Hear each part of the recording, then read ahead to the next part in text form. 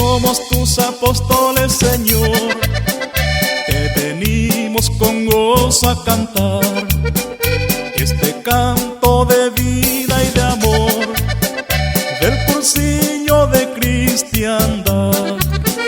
El Espíritu Santo, mi Dios, nos convoca a proclamar tu mensaje de paz y perdón, con fervor, valentía y unidad.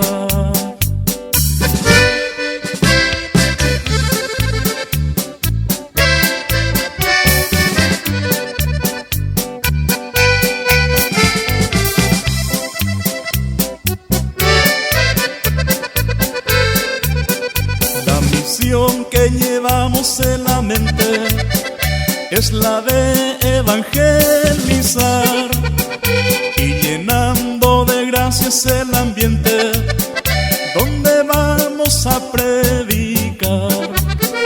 El Espíritu Santo, mi Dios, nos convoca a proclamar tu mensaje de paz y perdón, con fervor, valentía y unidad.